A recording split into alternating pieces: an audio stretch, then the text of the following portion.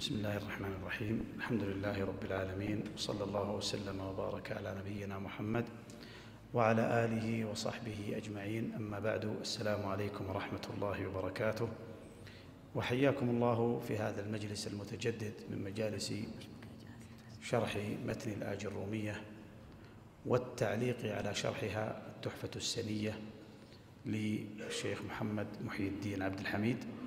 وهذا هو المجلس السابع من هذه المجالس التي أسأل الله سبحانه وتعالى أن يجعلها مجالس خير وبركة وعلم نافع في هذه الليلة المباركة، ليلة الأحد 23 من شهر ربيع الآخر من عام 46 و400 والف هجريا. وكنا قد وصلنا إلى نواصب الفعل المضارع، وتقدم أن هذه النواصب على 3 أقسام: قسم ينصب بنفسه، وقسم ينصب بأن مضمرة بعده جوازا، وقسم ينصب بأن مضمرة بعده وجوبا. وفي اللقاء السابق أو الماضي انتهينا من القسم الأول، وهو الذي ينصب الفعل المضارع بنفسه، وأنها 4 أحرف: أن المصدرية، ولن، وإذن، وكي المصدرية. وختمنا الدرس بكي، وبينا أنها كي المصدرية التي يصح أن تتقدمها لام التعليل لفظا أو تقديرا، فإن لم تتقدمها اللام لفظا ولا تقديرا كان النصب بأن مضمرة، وكانت كي نفسها حرف تعليل.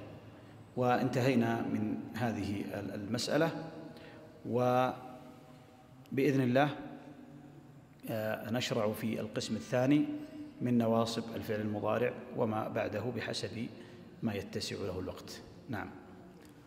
بسم الله والحمد لله والصلاة والسلام على رسول الله. غفر الله لشيخنا ولنا وللحاضرين. قال المصنف غفر الله له: وأما القسم الثاني وهو الذي ينصب الفعل المضارع بواسطة أن مضمرة بعده جوازا، فحرف واحد وهو لام التعليل، وعبر عنها المؤلف بلام كي لاشتراكهما في الدلالة على التعليل. ومثالها قوله تعالى: ليغفر لك الله ما تقدم من ذنبك وما تأخر. وقوله جل شأنه: ليعذب الله المنافقين والمنافقات. نعم، هذا هو القسم الثاني، وهو الذي ينصب الفعل المضارع أو ينصب الفعل المضارع بواسطة أن مضمرة بعده جوازا، تضمر أن جوازا. قال: وهو حرف واحد لام التعليل. وعبر عنها المصنف الذي هو ابن آج الروم بأنها لام كي. قال: وذلك لاشتراكها أو لاشتراكهما في التعليل. والحقيقة أن المصنف ذكر هذا واقتصر عليه أيضا الشارح، وإلا فليس هذا الموضع الوحيد الذي ينصب الفعل المضارع بعده بأن مضمرة جوازا، إنما هو ذكر هنا لام التعليل، وهذا على مذهب الجمهور. أما الكوفيون فيرون أن لام التعليل هنا هي الناصبة بنفسها، وأما الجمهور فيرون أن الناصبة هو أن مضمرة جوازا بعد لام كي. وقد تقدم التفريق بين كي المصدرية وكي التعليلية. ومثل الشارح هنا بقول الله سبحانه وتعالى: ليغفر لك الله ما تقدم من ذنبك. ليغفر لك الله ما تقدم من ذنبك وما تأخر. والشاهد هو نصب المضارع في قوله ليغفر، هو فعل مضارع منصوب بأن مضمرة، منصوب بأن المضمرة بعده جوازا. لماذا جوازا؟ لأنها بعد لام، وهي لام التعليل، لام التعليل. ومثل لها أيضا بقول الله جل وعلا ليعذب الله المنافقين والمنافقات، ليعذب، هذا هو الشاهد. يعذب فعل مضارع منصوب بأن المضمرة جوازا بعد لام التعليل، بعد لام التعليل. وهل تظهر أن هذه أو لا تظهر؟ ما دام قلنا إن إضمارها جوازا فإنه يصح أن تظهر. وشاهد ذلك في قول الله سبحانه وتعالى وأمرت لأن أكون من المسلمين، وأمرت لأن أكون، ظهرت أن، وهذا هو الذي جعلها تضمر جوازا، لأنه يأتي مواضع تصح أن تظهر فيه، وقد يجب إظهارها، قالوا إذا اقترن الفعل بعدها بلا، وجب أن تظهر وأن تكون ظاهرة لئلا يعلم أهل الكتاب. فهل أن هنا يجب إظهارها أو يجوز إظهارها وإضمارها؟ يجب. لماذا؟ لأن الفعل المضارع بعد أن اقترن بلا، لأن لا، أصلها لأن لا، فلذا يجب إظهارها في هذا الموضع، وما سوى ذلك فيجوز إظهارها ويجوز إضمارها. يجوز إضمارها كما في الشواهد التي ساقها الشارح هنا ليغفر لك، ليعذب الله، وأيضا يجوز أن تظهر كما في قول الله سبحانه وتعالى وأمرت لأن أكون أول المسلمين. فهذا الموضع الذي اقتصر عليه المصنف واقتصر عليه الشارح، وهو أن تكون أن بعد لام التعليل أو بعد لام كي. والصواب أن هنالك مواضع أيضا يجب أو يجوز أن تضمر بعدها أن وتكون ناصبة، وهي 4 مواضع أجملها في وجه واحد، وهو في العطف على اسم خالص. العطف إذا عطف المضارع على اسم خالص بعد واو المعية أو بعد حرف من حروف العطف، ولذلك ابن مالك يقول ماذا؟ وإن على اسم خالص فعل عطف ينصبه أن ثابتا أو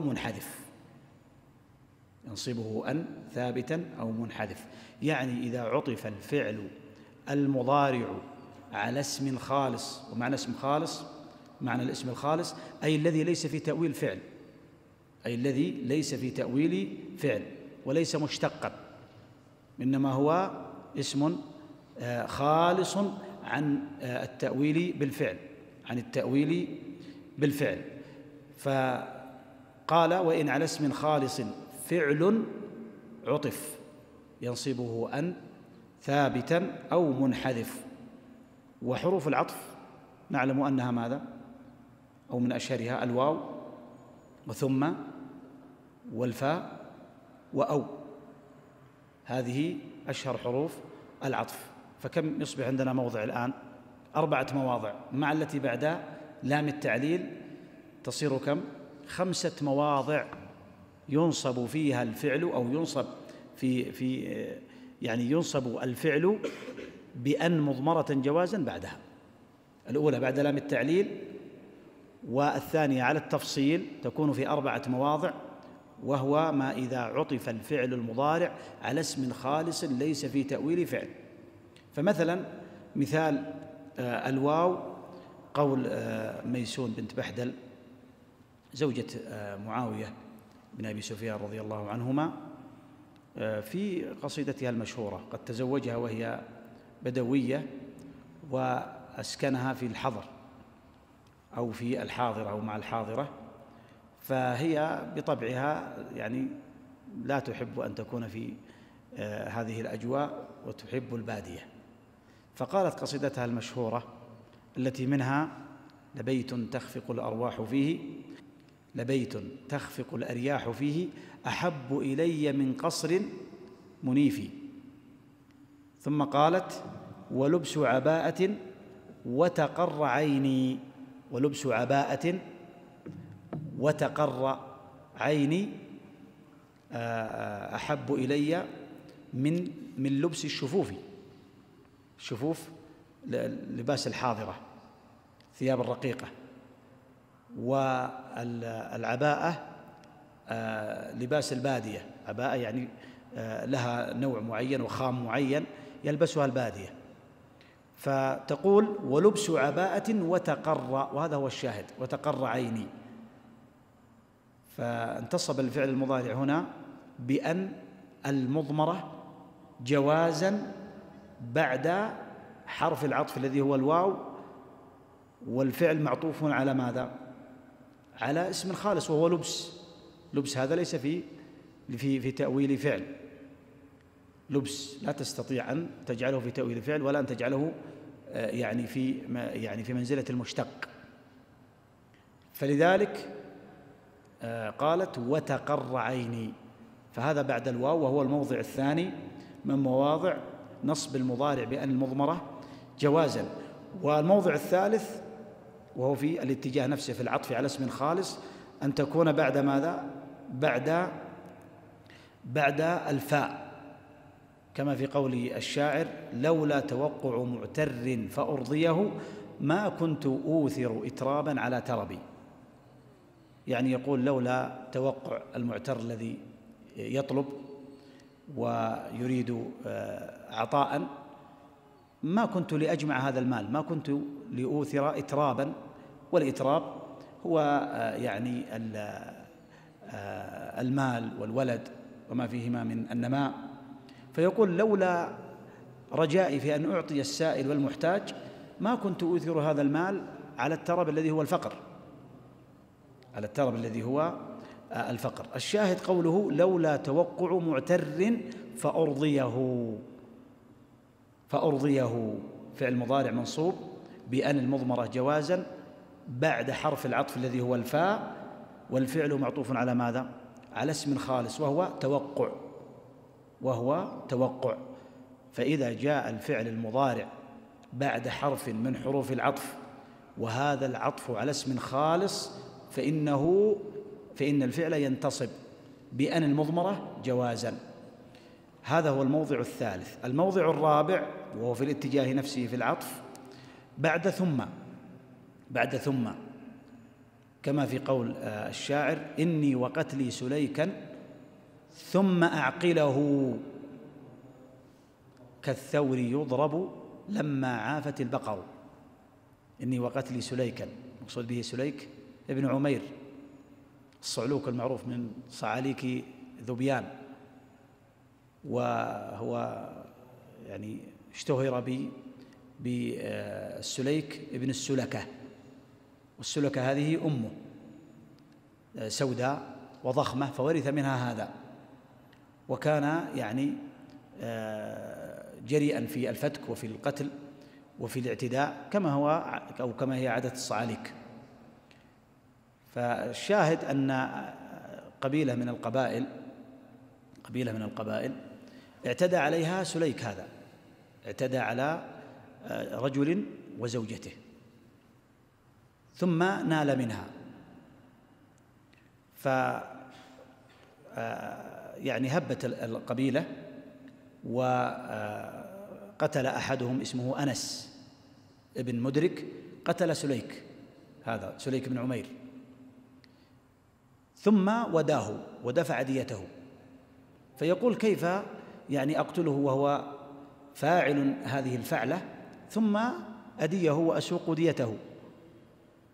فحاله قال كحال ضرب الثور حينما تعافى البقر أن تشرب. البقر إذا وردت، وهكذا أكثر البهائم، فلم يرد كبيرها على الماء لا تشرب، فماذا يصنعون؟ يضربون الثور حتى يرد ويشرب. لماذا؟ لتشرب البقر بعده. فما الذي يعني ما ذنبه أن يضرب؟ يعني لأن البقر عافت. فيقول إن حاله في قتله ثم سوق ديته يعني بغير ذنب عليه أكثر من أنه أخذ حقه، فهذا حاله يقول كحال الثور إذا ضرب من غير ذنب لأن البقرة التي معه لم تشرب. فيقول إني وقتلي سليكا ثم أعقله، وهذا الشاهد. أعقله فعل مضارع ترونه الآن منصوبا، أعقل فعل مضارع منصوب بأن المضمرة جوازا بعد ثم، وهذا الفعل أو الفعل المضارع معطوف على ماذا؟ على اسم خالص الذي هو قتل، مثل لبس ومثل توقع، هذه أسماء خالصة ليست في تأويل الفعل أبدا. فهذا هو الموضع كم؟ الموضع الرابع. الموضع الخامس وهو أيضا في الاتجاه ذاته في العطف، مع العطف بأو، وهذا جاء في قول الله سبحانه وتعالى ما كان لبشر أن يكلمه الله إلا وحيا أو من وراء حجاب أو يرسل رسولا. الشاهد أو يرسل، حيث جاء الفعل المضارع منصوبا بأن المضمرة جوازا بعد حرف العطف أو، وهذا العطف على اسم خالص وهو ماذا؟ وهو حجاب اسم خالص ليس في تأويل فعل. فكم أصبح الآن عندنا مواضع؟ 5 مواضع على التفصيل. يمكن أن تقول يعني في موضعين، موضع لام التعليل وبعد العطف على اسم خالص، لا إشكال، لكن جرت عادة النحاة أنهم يفصلونها، فيكون الفعل مضمرا جوازا بعد أن المضمرة جوازا بعد لام التعليل التي هي لام كي، وبعد العطف على اسم خالص بأو، بالواو أو بالفاء أو بثم أو الواو والفاء وثم وأو. فهذه 5 مواضع ينتصب الفعل المضارع بعدها بأن المضمرة جوازا. ويعني اختصارا للوقت سنكتفي بهذه الشواهد، وهي من شواهد النحو المشهورة. الآن القسم الثالث، وهو الذي ينصب الفعل المضارع بواسطة أن مضمرة وجوبا. نعم. وأما القسم الثالث وهو الذي ينصب الفعل المضارع بواسطة أن مضمرة وجوبا ف5 أحرف. الأول لام الجحود، وضابطها أن تسبق بما كان أو لم يكن. فمثال الأول قوله تعالى ما كان الله ليذر المؤمنين على ما أنتم عليه، وقوله سبحانه وما كان الله ليعذبهم. ومثال الثاني قوله جل ذكره لم يكن الله ليغفر لهم ولا ليهديهم سبيلا. نعم، هذا هو القسم الثاني من نواصب المضارع، وهو الذي ينصب الفعل المضارع بواسطة أن مضمرة وجوبا، وهي 5 أحرف. ذكرنا سابقا 5 أحرف في نصب المضارع بأن المضمرة جوازا، وهنا أيضا 5 أحرف وجوبا بعد لام الجحود، وتسمى أيضا لام الجر. وذكر لك الضابط أن تسبق بما كان أو لم يكن، يعني أن تسبق بكون ناقص منفي على المضي. ما كان ولم يكن. ما كان واضح، الماضي فيها واضح، فعل ماضي ناقص. ويكن في الأصل فعل مضارع، لكن لم تقلبه إلى زمن الماضي، لم تقلبه إلى زمن الماضي، فيضعون هذا الضابط، يقولون بعد كون ناقص منفي، وهما باختصار ما كان ولم يكن. قال فمثال الأول يعني ما كان، قوله تعالى ما كان الله ليذر، أين الشاهد؟ ليذر، ليذر فعل المضارع هنا منصوب بأن المضمرة وجوبا أو جوازا؟ وجوبا، لأنها بعد لام الجحود، ولام الجحود تأتي بعد ما كان وبعد ما لم وبعد لم يكن، بعد ما كان وبعد لم يكن، بعد كون ناقص منفي، بعد كون ناقص منفي، فيكون الإضمار واجبا، لا تظهر أن، ليس كما في أن المضمرة جوازا يجوز لك أن تظهرها ويجوز لك أن تضمرها، وقد يجب إظهارها كما في المثال الذي تقدم وأمرت لأن أكون. نعم، إذا اقترن عفوا هذا في الجواز، لكن في الوجوب إذا اقترن الفعل بعدها باللام لئلا يكون، وهذا في وجوب الإظهار، لكن هنا في وجوب ماذا؟ في وجوب الإضمار بعد لام الجحود. فماذا نقول في توجيه هذا الفعل؟ نقول فعل مضارع منصوب وعلامة نصبه الفتحة، لكن منصوب بماذا؟ بأن المضمرة وجوبا بعد لام الجحود، بعد لام الجحود. ومثله قول الله سبحانه وتعالى وما كان الله ليعذبهم، فليعذب فعل مضارع منصوب بأن المضمرة وجوبا بعد لام الجحود وعلامة نصبه الفتحة. ومثال الثاني يعني بعد لم يكن، قوله جل ذكره لم يكن الله ليغفر لهم، ليغفر فعل مضارع منصوب بأن المضمرة وجوبا بعد لام الجحود وعلامة نصبه الفتحة. وأيضا مثله قول النبي صلى الله عليه وسلم ما أصابك لم يكن ليخطئك. طيب، هل هذا يعني يمكن أن يكون شاهدا؟ نعم، يخطئ فعل مضارع منصوب بأن المضمرة وجوبا بعد لام الجحود، ما كان ليخطئك. وأيضا في الحديث ما كان ليصيبك، نفس الكلام. فما الذي نصب الفعل المضارع هنا؟ أن المضمرة وجوبا بعد لام الجحود، وعلامة لام الجحود أنها تكون بعد كون ناقص منفي، بعد ما كان ولم يكن. وخذها عندك قاعدة مضطردة في القرآن، في السنة، في كلام العرب، في أي كلام، حتى في الكلام العادي، تقول ما كان لفلان أو ما كان له ليفعل كذا، أو ما كان ليفعل كذا، ولا تقول مثلا ليفعلوا. لماذا؟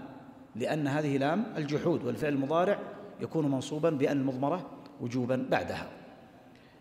نعم، هذا هو الحرف الأول بعد لام الجحود. نعم.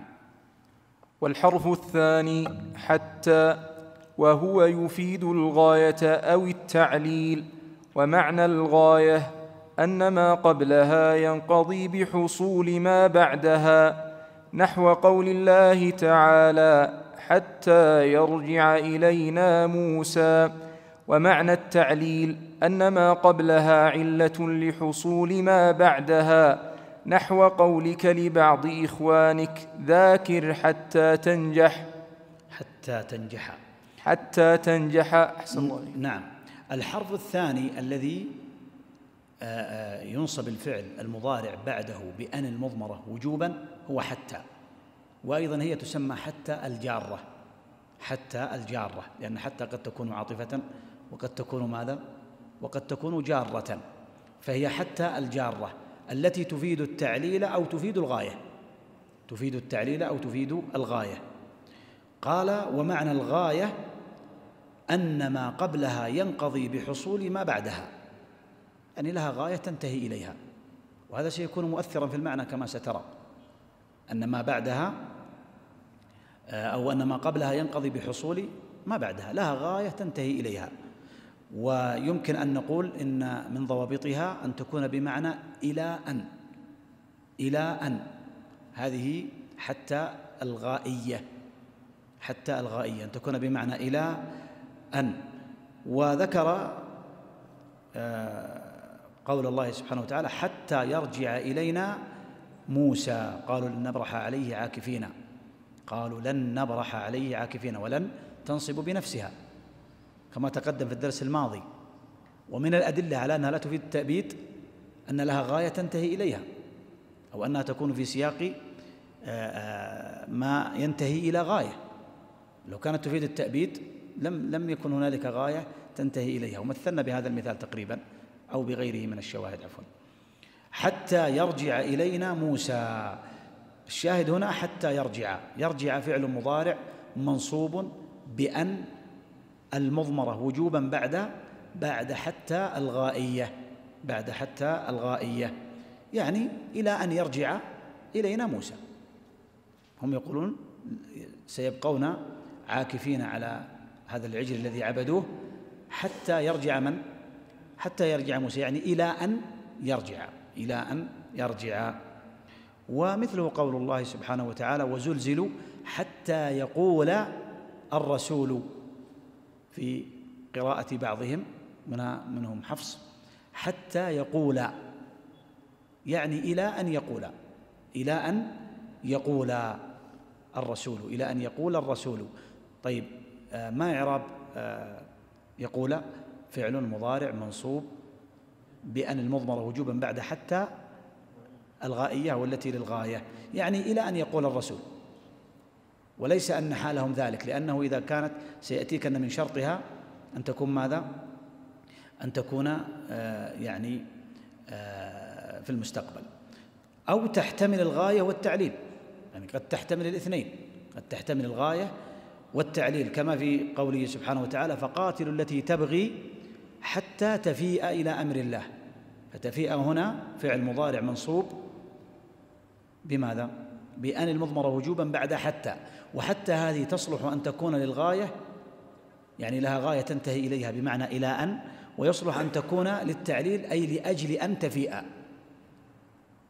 فلذلك قاتلوا التي، قال فقاتلوا التي تبغي، هل هو بمعنى إلى أن تفيء ثم يعني يتوقف هذا الأمر، أو يتوقف هذا الأمر، أو يوقف هذا الأمر، أو أنها لأجل أن تفيء فتكون علة لهذه المقاتلة، وهو أن يفيء ويرجع إلى أمر الله، فهي مؤثرة في المعنى. لكن على كل حال تصلح للتعليل وتصلح للغاية. قال: ومعنى التعليل أن ما قبلها علة لحصول ما بعدها، يعني بمعنى لأجل أن. إذا كانت الغائية بمعنى إلى أن، فالتعليلية بمعنى لأجل أن.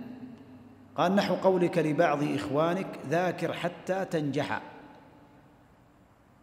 والشاهد هنا في تنجح فعل مضارع منصوب بأن المضمرة وجوبا بعد حتى التعليلية، أي لأجل أن تنجح.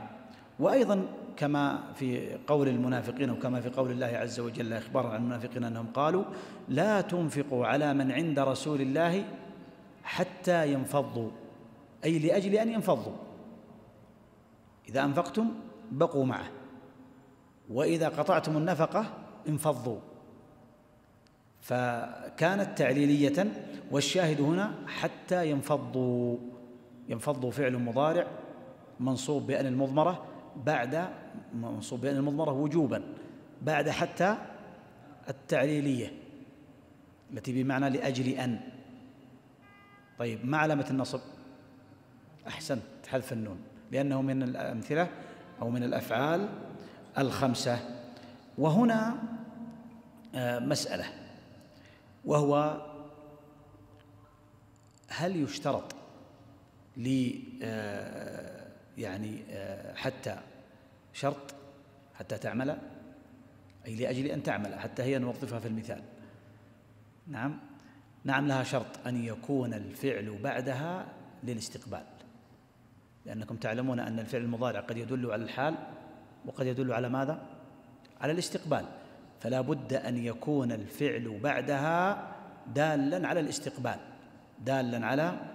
الاستقبال. ويعني مثلوا له، قالوا بهذه الأمثلة السابقة. طيب، ما الذي يخرج عن الاستقبال؟ أن يكون حالا، أو أن يكون مؤولا بالحال. فمثلوا مثلا بالحال بقولهم: مرض حتى لا يرجونه. ترى الآن الفعل المضارع مرفوع أو منصوب؟ مرفوع، علامة رفعه ثبوت النون، حتى لا يرجونه. لماذا؟ لأن هذا الفعل ليس للاستقبال، وإنما هو في الحال، حكاية حال. يقول حتى إن حالهم إنهم في هذا الحال لا يرجونه، في هذا الحال لا يرجونه. فهنا لم تعمل. لماذا؟ لأن الفعل ليس للاستقبال وإنما للحال. فما إعراب لا يرجونه؟ نعم، يرجونه فعل مضارع مرفوع علامة رفعه ثبوت النون لأنه من الأفعال الخمسة. طيب حتى هذه لم تعمل أو لم يكن بعدها أن مضمرة وجوبا، لأن الفعل ليس دالا على الاستقبال. قالوا أو مؤولا، أو أن يكون مؤولا بالحال، كما في القراءة الأخرى في الآية التي تقدمت قبل قليل: حتى يقول الرسول وزلزلوا حتى يقول. هذا إذا كان المستقبل. لكن إذا كان ذلك حالهم فإنها تكون مرفوعة، ولهذا قرأ بعضهم حتى يقول الرسول، أي أن حال النبي صلى الله عليه وسلم والذين آمنوا معه أنهم يقولون ذلك، أنهم زلزلوا وهم يقولون ذلك. لكن إن جعلناها للتعليل أو للغاية فمعنى ذلك أن الفعل المستقبل، أي أنهم سيقولون ذلك في المستقبل. فالآن هي مؤثرة في توجيه الآية. فمن قرأ بالرفع رأى أن الفعل للحال، أن ذلك حالهم، ومن قرأ بالنصب رأى أن ذلك للمستقبل، وهذا مؤثر في المعنى. ولذا يقال الإعراب فرع عن المعنى، والمعنى ما هو؟ سيكون الإعراب تابعا للمعنى، والمقصود به المعنى ماذا؟ المعنى الأول. طيب والمعنى الثانوي أو الإضافي ما الذي يبحث فيه؟ نعم، علم البلاغة. يقول لماذا جاء على هذا الحال، ولماذا جاء على ذلك، وما الذي يترتب على ذلك، وما بلاغة الموقف، وما بلاغة الخطاب، وما كذا، ويبحث عن المعاني الثانوية التي خلف هذا المعنى. طيب هذا ما يتعلق بماذا؟ ما يتعلق بحتى. فحتى يشترط أن يكون الفعل حتى ينصب بأن المضمرة وجوبا. بعد حتى أن يكون الفعل المضارع هذا دالا على الاستقبال، فإذا كان دالا على الحال فإنه يرفع. لذلك أنت لو رفعت الفعل المضارع سنفهم ماذا؟ أنك تتكلم عن الحال. فإذا نصبت أنك تتكلم عن ماذا؟ عن المستقبل، إلى أن يقول ذلك في المستقبل. نعم، لأجل أن ذلك علة في المستقبل. فحتى الغائية وحتى التعليلية يشترط لها هذا الشرط. هذا هو الحرف الثاني مما يكون الفعل المضارع منصوبا بالمضمرة وجوبا بعده. نعم. والحرفان الثالث والرابع فاء السببية وواو المعية، بشرط أن يقع كل منهما في جواب نفي أو طلب. أما النفي فنحو قوله تعالى: لا يقضى عليهم فيموتوا. نعم. قال الحرفان الثالث والرابع فاء السببية وواو المعية، وذكر شرط العمل معها.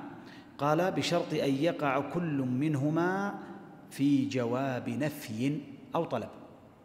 إما يكون في جواب نفي أو يكون في جواب طلب. والمراد بالجواب أن يقع ما بعدها مسببا عما قبلها، جواب لما سبق. فقال أن يقع كل منهما في جواب نفي أو في جواب طلب. أي طلب؟ أمر، نهي، دعاء، استفهام، تمني، تحضيض. فإذا كان في موضع الجواب فإنه لا بد أن يكون الفعل المضارع إذا كان في موضع الجواب أن يكون قد سبق بنفي أو سبق بطلب. قال أما النفي فكما في قوله تعالى: لا يقضى عليهم فيموتوا. فاء السببية وواو المعية. طيب الفاء هنا فاء السببية. الفعل المضارع يموت ما إعرابه؟ فعل مضارع منصوب بأن المضمرة وجوبا بعد فاء المعية الواقعة جوابا لنفي، لا يقضى عليهم فيموتوا، لا يقضى عليهم فيموتوا، فهذا نفي. وفاء السببية جاءت متصلة بالفعل وهو منصوب، ما علامة نصبه هنا؟ حذف النون. أحسنت، حذف النون. والمقصود النفي المحض، النفي المحض وليس غير المحض، كالنفي الذي مثلا دخلت عليه همزة الاستفهام، مثلا في قولك ألم تأتني فأحسن إليك. أحسن هنا جاء مرفوعا مع أنها فاء السببية، مع أنها فاء السببية. طيب ألم تأتني هذا ليس نفيا محضا، هذا ليس نفيا محضا. لماذا؟ لأنه دخل عليه أداة الاستفهام، فليس نفيا محضا، ليس نفيا محضا، خاصة الاستفهام الذي للتقرير، الذي للتقرير. وكذلك النفي الداخل على نفي، النفي الداخل على نفي، كما تقول ما يزال يأتينا فيحدثنا، ولا يعني أو ولم تقل فيحدثنا، مع أن الفاء السببية، لكن هي وقعت جوابا لنفي غير محض. كيف عرفت أنه ليس محضا؟ لأنه نفي دخل عليه نفي، ما يزال، ما يزال. وكذلك بعد النفي المنتقض بإلا، ما يأتينا إلا فيحدثنا، ولا تقول في مثل هذه الحالة فيحدثنا. لماذا؟ لأن فاء السببية هذه جاءت مقترنة بالفعل، وهذا الفعل جواب لنفي غير محض. وما علامة أنه غير محض؟ ما علامته؟ أنه انتقض بإلا، أو يقال إنه انتقض النفي بإلا، والنفي المنتقض بإلا لا يكون نفيا محضا. فهمنا هذه المسألة؟ ما يأتينا هذا نفي، لكنه قال إلا، فلا تعبأ بفاء السببية بعدها، ويبقى الفعل المضارع مرفوعا. كذلك إذا كان هنالك نفي دخل على النفي، وكذلك إذا اتصل النفي بهمزة الاستفهام التي للتقرير، فحينئذ لا تعبأ بفاء السببية هذه، لأن النفي ليس محضا. طيب هنا الشاهد لا يقضى عليهم فيموتوا، النفي محض. والحقيقة أنه ذكر شاهد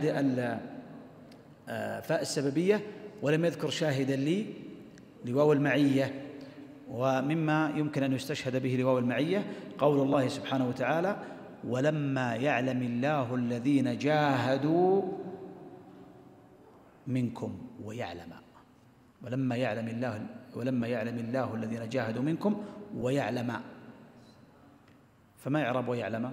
فعل مضارع منصوب بأن المضمرة وجوبا بعد واو المعية المسبوقة بماذا؟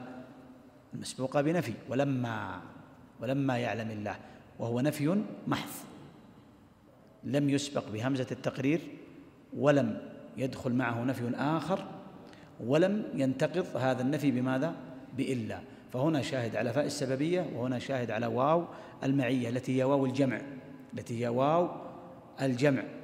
يعلم الذين جاهدوا منكم والصابرين مع هذا الأمر، مع المجاهدة، مجاهدة وصبر، مجاهدة وصبر على المجاهدة. هذا يعني عمل أن مضمرة وجوبا بعد ماذا؟ بعد فاء السببية وبعد واو المعية الواقعة، أو في جواب ماذا؟ في جواب نفي محض. طيب بعد الطلب سنرى الآن ما يذكر الشارح بإذن الله ونعلق عليه. نعم. وأما الطلب فثمانية أشياء: الأمر والدعاء والنهي والاستفهام والعرض والتحضيض والتمني والرجاء.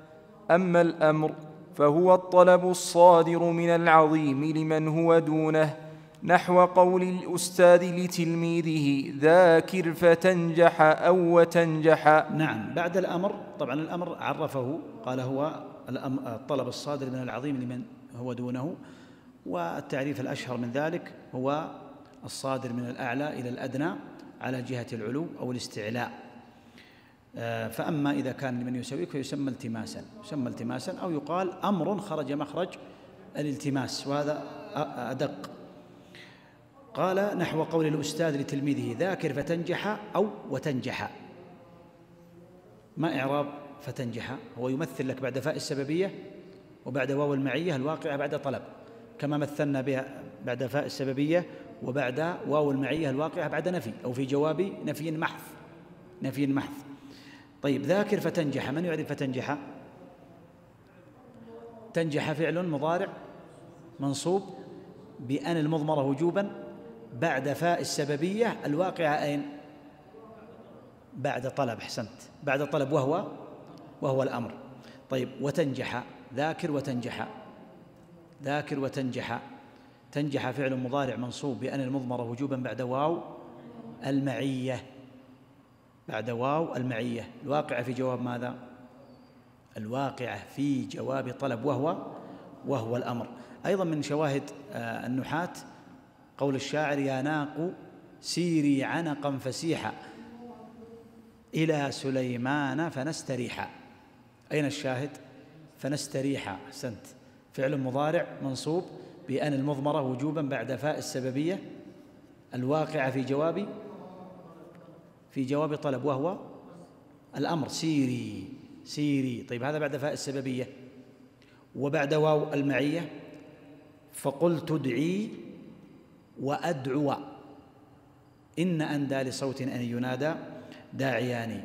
أين الشاهد؟ وأدعو.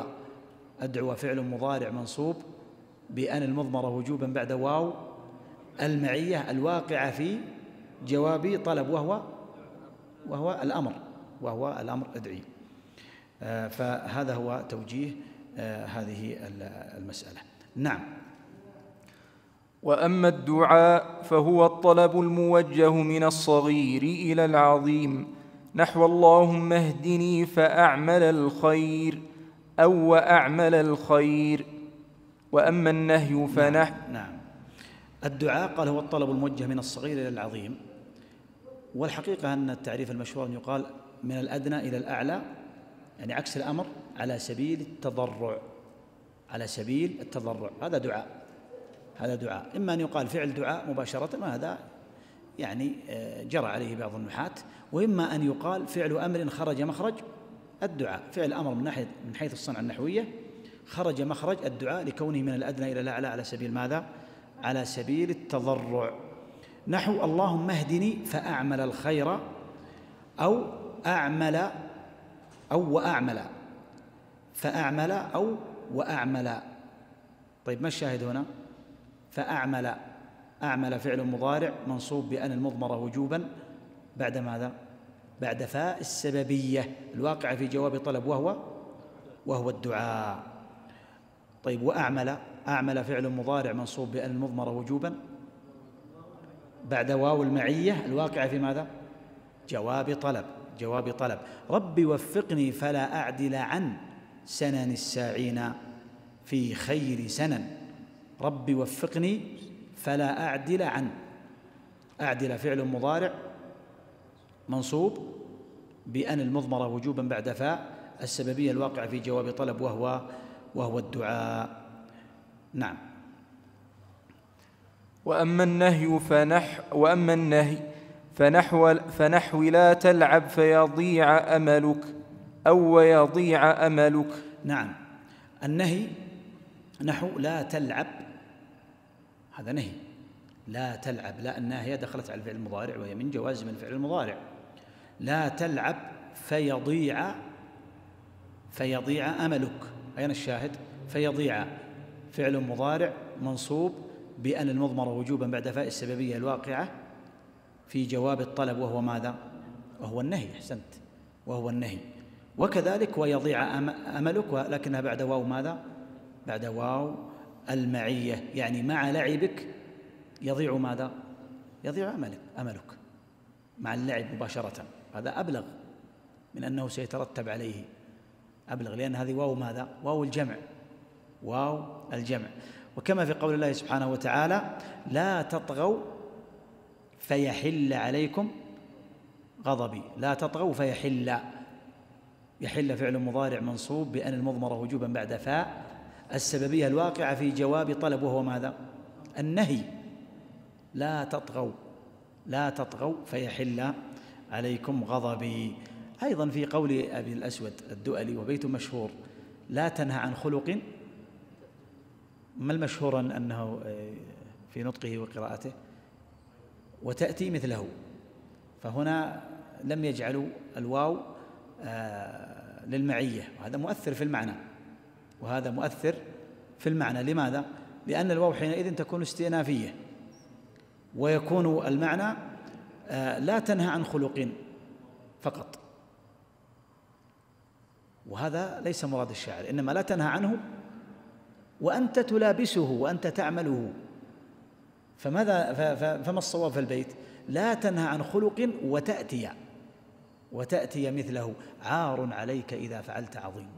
لكن أما يعني إذا قلنا لا تنهى عن خلق وتأتي مثله، فأنت إنما وجهت كلام الشاعر على أنه يقول لا تنهى عن الخلق، فهذا عار عليك، فيختل المعنى أو لا يختل؟ يختل المعنى. فإذا الضبط الصحيح لا تنهى عن خلق وتأتي مثله. طيب، الشاهد تأتي فعل مضارع منصوب بأن المضمرة وجوبا بعد واو المعية الواقعة في ماذا؟ في جواب طلب، وهو النهي. لا تنهى عن خلق وتأتي مثله، يعني أنت تمارس هذا الخلق وتأمر أو تنهى غيرك بأن يفعله وأنت تلابسه. فأما إذا كان قد وقع منه أو سيقع منه في المستقبل فهذا لم يتناوله الأمر. لكن أن تكون في ذات الحال تفعل شيء وتقول لا أنتم لا تفعلونه، فهذا هو الذي يقول إنه عار عليك إذا فعلت عظيم. إذن الضبط الصحيح لا تنهى عن خلق وتأتي مثله. نعم. وأما الاستفهام فنحو هل حفظت دروسك فأسمعها لك، أو وأسمعها لك. فأسمعها. هل حفظت دروسك فأسمعها لك، أو وأسمعها لك. نعم. قال نحو هل حفظت دروسك فأسمعها لك. شاهد أسمع فعل مضارع منصوب بأن المضمرة وجوبا بعد فاء السببية الواقع في جواب طلب، وهو الاستفهام. لمن الاستفهام من أساليب الإنشاء الطلبي، أساليب الإنشاء الطلبي. وكذلك وأسمعها لك بعد واو المعية. وأيضا من الشواهد، هذه أمثلة، لكن من الشواهد قول الله سبحانه وتعالى يعني عن من يطلب الشفاعة في يعني موقف لا تقبل فيه: فهل لنا من شفعاء فيشفعوا لنا. فهل لنا من شفعاء فيشفعوا لنا. أين الشاهد؟ فيشفعوا، الأصل فيشفعون، لكن الفعل المضارع منصوب بأن المضمرة وجوبا بعد فاء السببية الواقعة في جواب طلب، وهو الاستفهام. فهل لنا من شفعاء فيشفعوا لنا. ما علامة النصب؟ حذف النون. ما شاء الله ما شاء الله. نعم. وأما العرض فهو الطلب برفق نحو ألا تزورنا فنكرمك، أو ونكرمك. نعم. العرض هو الطلب برفق، الطلب برفق، وهو ضد الفرض، عرض وفرض. لذلك يقال كلامي أعرضه ولا أفرضه، يعني أتودد إليك وآتي به على يعني بصيغة الرفق وبأسلوب رفيق جدا. فقال فهو الطلب برفق. ألا تزورنا فنكرمك. ألا، نعم، فنكرمك. فنكرمك فعل مضارع منصوب بأن المضمرة وجوبا بعد فاء السببية الواقعة بعد ماذا؟ بعد العرض. وكذلك نكرمك بعد واو المعية. وأيضا من الشواهد قول الله سبحانه وتعالى عن بعضهم لولا أخرتني إلى أجل قريب فأصدق. الذي يتأخر في الصدقة وفي الإنفاق حتى يأتيه الموت يقول لولا أخرتني إلى أجل قريب، وهذا لا ينفع، خلاص انتهى، أنت تأخرت لأنه جاء الموت. لولا أخرتني إلى أجل قريب فأصدق. طيب الشاهد ما هو؟ الصدق فعل مضارع منصوب بأن المضمرة وجوبا بعد فاء السببية الواقعة في ماذا؟ جوابا لطلب، وهو ماذا؟ وهو العرض. طيب نعم. وأما التحضيض فهو الطلب مع حث وإزعاج النحو هل أديت واجبك فيشكرك أبوك. نعم أحسنت. هلا أديت واجبك فيشكرك أبوك أو ويشكرك أبوك. نعم. التحضيض قال هو الطلب مع حث، فيه حث نحو هلا، وهي أشهر الأدوات. هلا أديت واجبك فيشكرك. الشاهد فيشكرك فعل مضارع منصوب بأن المضمرة وجوبا بعد فاء السببية الواقعة في جواب طلب، وهو ماذا؟ وهو التحضيض. ويشكرك بعد واو ماذا؟ بعد واو المعية الواقعة في جواب طلب. نعم. وأما التمني فهو طلب المستحيل أو ما فيه عسرة نحو قول الشاعر ليت الكواكب تدنو لي فأنظمها عقود مدح فما أرضى لكم كلمي. ومثله قول الآخر ألا ليت الشباب يعود يوما فأخبره بما فعل المشيب. نعم.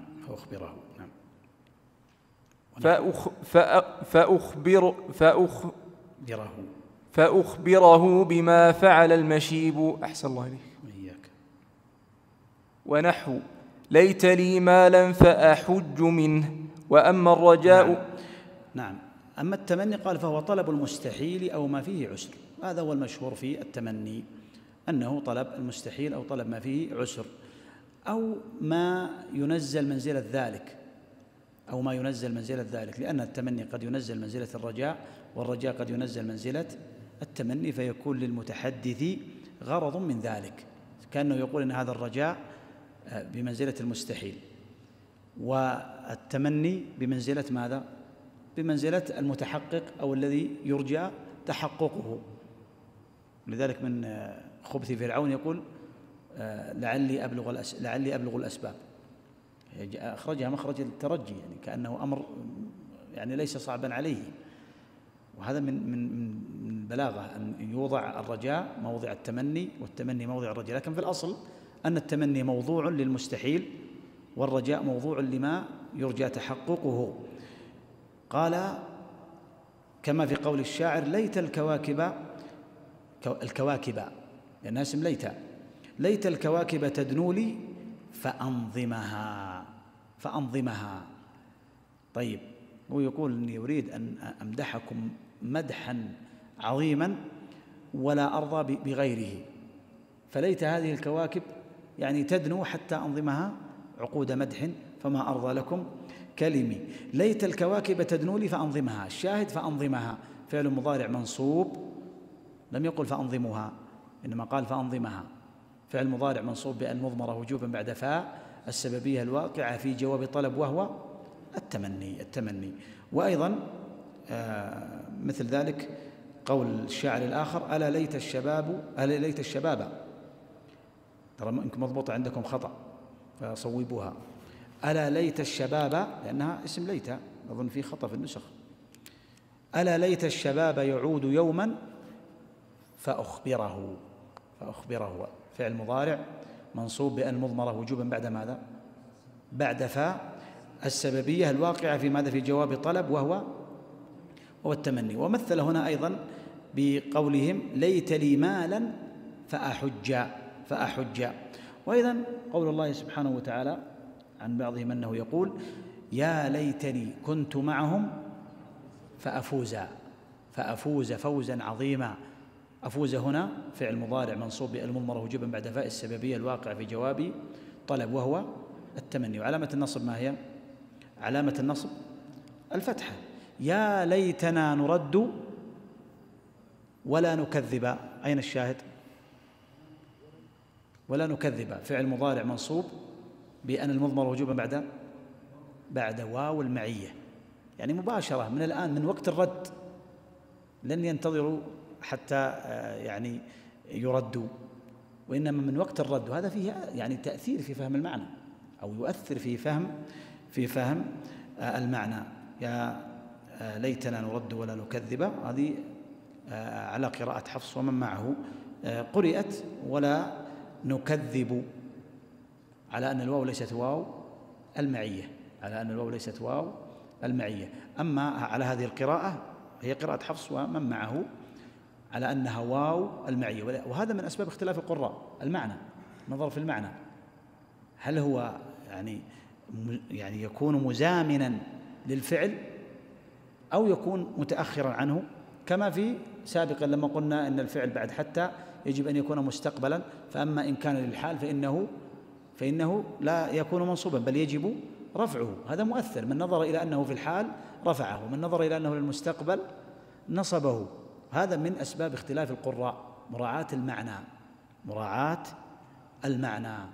ولذلك القراء من أعلم الناس بالمعاني، خاصة معاني الوقف، معاني الابتداء، معاني الآيات.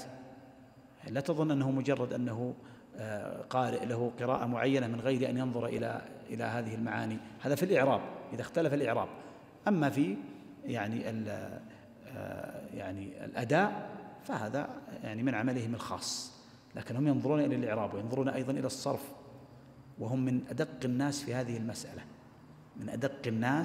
هذه المسألة. ولو عدت إلى كتب التفاسير تجدهم كثيرا ما يريدون هذه القراءات ويوجهونها. طيب، أكمل وفقك الله.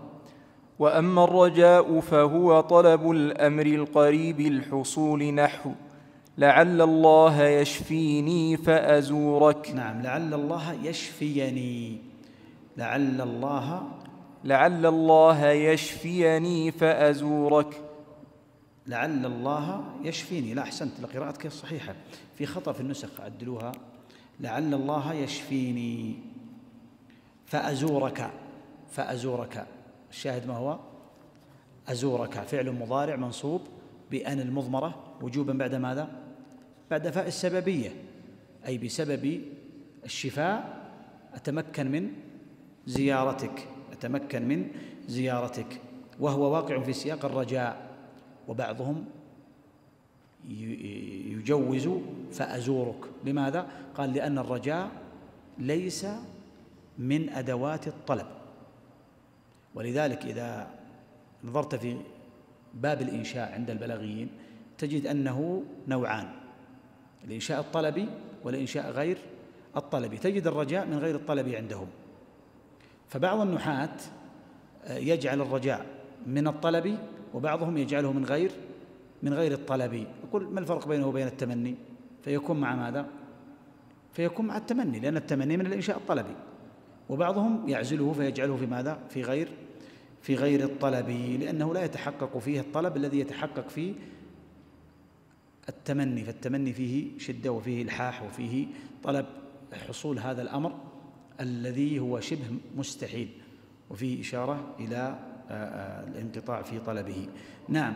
وقد جمع بعض العلماء، هنا سيعطيك بعض يعني الأبيات التي تجمع لك أدوات الطلب. نعم.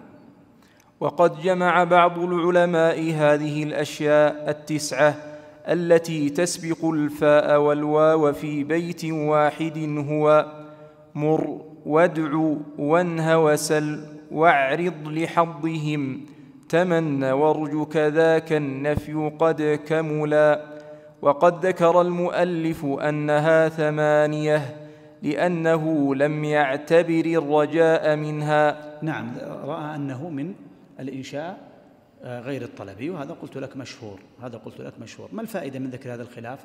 أنه لو أن أحدا رفع الفعل بعد فاء السببية والمعية الواقعة في سياق الرجاء أنك لا تلحنه. هذا هو ثمرة هذا الخلاف. إذن خلاصة الكلام في هذا أن إذا كان الفعل المضارع بعد فاء السببية أو واو المعية الواقعة في جواب طلب فإنه ينصب بأن المضمرة وجوبا، وواو المعية لابد أن تكون بهذا المعنى الذي هو الجمع، واو الجمع، لأن أحيانا قد لا تكون واو الجمع، قد تكون واو العطف، وقد تكون واو الاستئنافية. فمثال ذلك مثلوا له بمثال واحد: لا تأكل السمك وتشرب اللبن. فإن قال لا تأكل السمك وتشرب اللبن فجعل يعني الفعل مجزوما، فهذا دليل على أنه ينهى عنهما، ينهى عن أكل السمك وينهى عن شرب اللبن. لا تأكل السمك، هذه الحركة التي على الفعل المضارع ليست حركة إعراب، أنكم تعلمون الفعل لا يكسر، لكنها حركة ماذا؟ حركة تخلص، لأن اللام الساكنة بعدها حرف ساكن وهو الألف. لا تأكل بالسكون ونحركها إذا يعني اتصل الكلام. لا تأكل السمك وتشرب اللبن، فهو ينهى عن ماذا؟ فالواو هنا عاطفة معطوف على النهي قبله. طيب، وقد تكون استئنافية إذا قال لا تأكل السمك وتشرب اللبن، يعني ينهاك عن السمك ويأذن لك بماذا؟ بشرب اللبن. طيب، فإن قال لا تأكل السمك وتشرب فهو ينهى عن الجمع بينهما، لأنه جعل الواو للمعية. فإذا جاءك أحد يريد أن يعني يأخذ بعض الفلسفة عليك أو يتفلسف عليك كما يقال في الطب، فيقول لك يا أخي ما يصلح اللبن مع السمك، قل انطق العبارة. طبعا هو ليس ضارا وليس فيه أي إشكال، لكنه يعني جرت عادة النحاة أن يمثلوا به، فقل انطقه لي وأنا سأمتثل لنطقك. فإن قال لا تأكل السمك وتشرب اللبن قل إذن تركناها كلها. وإن قال لا تأكل السمك وتشرب اللبن قل أبشر، أشرب اللبن وأترك السمك. وإن قال لا تأكل السمك وتشرب اللبن قل إذن سآكل السمك أولا ثم بعد ذلك سأشرب اللبن حتى لا أجمع بينهما على نحو ما سمعت منك. وهذه يعني جيدة في تدارس المسائل دائما أن يكون فيها يعني مثل هذه يعني يسمونها المعايات. طيب، إذن هذا يعني مهم جدا أن ننظر إلى ماذا؟ أن ننظر إلى الواو أنه قصد بها الجمع التي هي واو المعية. ولذلك يعني الأعرابي الذي سمع قارئا يقرأ قول الله سبحانه وتعالى: وأذان من الله ورسوله إلى الناس يوم الحج الأكبر أن الله بريء من المشركين ورسوله، سمعه يقرأه أن الله بريء من المشركين ورسوله، فقال برئت ممن برئ الله منه، يعني من المشركين، وأيضا العياذ بالله من الرسول صلى الله عليه وسلم، كأنه أراد أن يؤدبه أو أراد أن يجعله يعني يراجع قراءة الآية، أو أنه فهم هذا، الله أعلم. فأعاد القراءة ورسوله، قال برئت ممن برئ الله منه ورسوله، أي ورسوله بريء، للإشارة إلى أن براءة النبي صلى الله عليه وسلم هي عين براءة الله، فمن برئ الله منه فقد برئ منه رسوله صلى الله عليه وسلم. وهذا أبلغ مما لو يقال أن الله بريء من المشركين ورسوله بريء، حتى لا يتوهم أن براءة النبي صلى الله عليه وسلم تختلف عن براءة الله. ولهذا في مطلع سورة التوبة براءة من الله ورسوله، وهو من مقامات تعظيم الله عز وجل لنبيه صلى الله عليه وسلم، وأن من برئ الله منه فقد برئ منه رسوله صلى الله عليه وسلم. فأنت إذا سمعت من يقول لا تأكل السمك فانظر ما حال تشرب معه. إن قال تشرب فهو ينهى عن الاثنين، إن قال تشرب فهو يأذن لك بالشرب، إن قال تشرب فهو ينهى عن الجمع بينهما. وهذا فيه فائدة المدارسة للمسائل. نعم. الحرف الخامس. الحرف الخامس أو. نعم. هنا مسألة مهمة جدا، أحسن الله إليك وفقك الله، أن الفعل لا يكون منصوبا بأن المضمرة إذا كان الفعل بعد الفاء لا يدل على الجواب. اشترطنا أن يكون الفعل جوابا. أحسنت. كما في قول الله سبحانه وتعالى ولا يؤذن لهم فيعتذرون، لأنها ليست جوابا، ولذلك يعتذرون جاءت على الرفع. علامة الرفع ما هي؟ ثبوت النون، لأنه من الأفعال الخمسة. فأنت تفهم وأنت تقرأ الأول. إذا قلنا إن النحو يعلم الفهم وغايته الفهم قبل أن يعلم الإعراب باللسان، أو قبل أن تكون غايته لسانية، فتعلم الآن أنها ليست جوابا، وإنما هي على أصلها، لأن الفاء ليست ماذا؟ أو الفعل ليس جوابا، لأنه لو كان جوابا كان يحتمل أن يقبل منهم، لكن هو في موضع لا يقبل منهم، فليس هو جواب، وليس هو جواب مهما اعتذروا لا يكون جوابا لهم، ولا يقبل منهم هذا الجواب. نعم. الحرف الخامس أو. ويشترط في هذه الكلمة أن تكون بمعنى إلا أو بمعنى إلى، والضابط الأولى أن يكون ما بعدها ينقضي دفعة، نحو لأقتلن. ينقضي دفعة. أحسن الله إليك. نحو لأقتلن الكافر أو يسلم. والضابط الثانية أن يكون ما بعدها ينقضي شيئا فشيئا، نحو قول الشاعر لأستسهلن الصعب أو أدرك المنى، فمن قادت الآمال إلا لصابري. أحسنت وفقك الله. الحرف الخامس هو أو، ويشترط أن تكون أو بمعنى إلا أو بمعنى إلى، أو بمعنى إلى، وإلى أيضا بمعنى حتى، كما تقدم هناك إلى أنها يعني تكون بمعنى حتى الغائية، فإن قلت إلى وإن قلت حتى ومعها إلا. ما ضابط الأولى التي هي إلا؟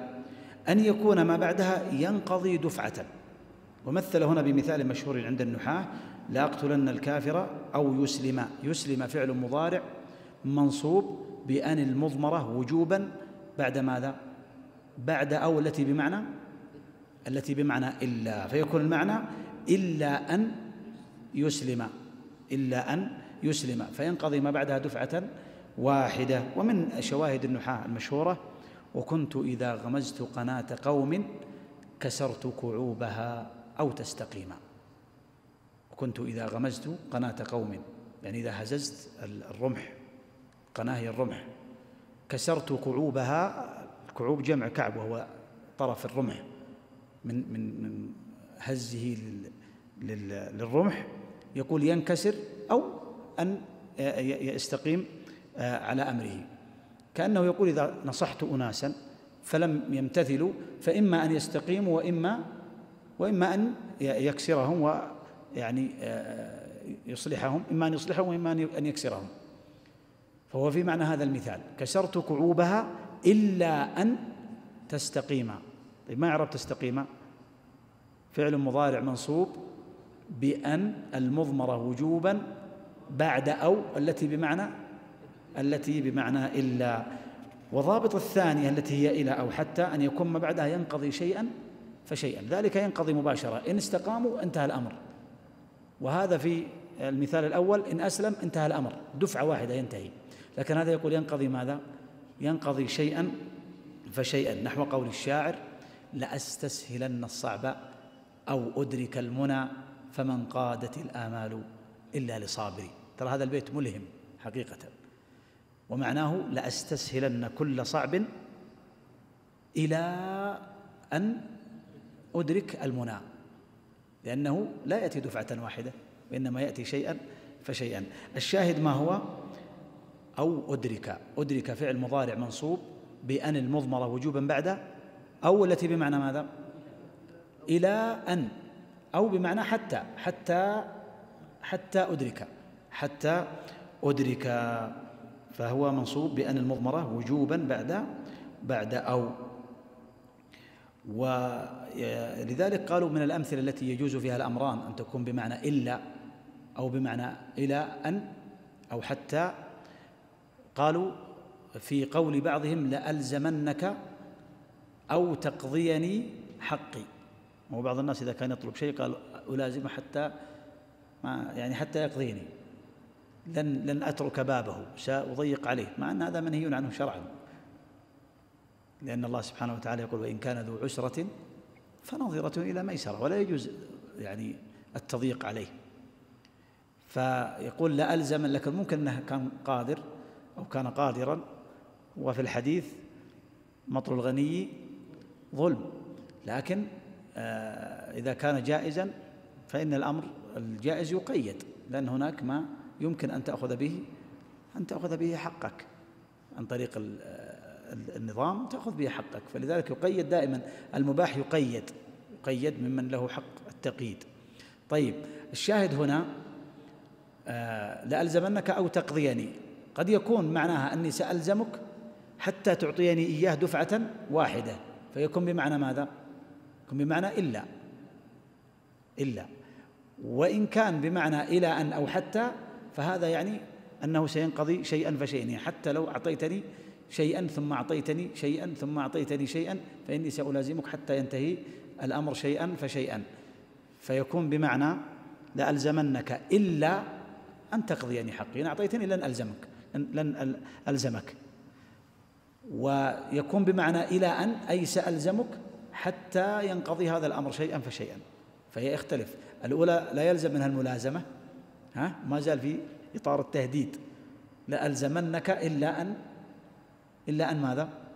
إلا أن تقضيني، فإن قضيتني فإني لن ألزمك. لكن الثاني يلزم منها أن يكون قد لازمه، أي حتى أو إلى أن تقضيني. قالوا هذا مما يسوغ فيه الأمران. طيب،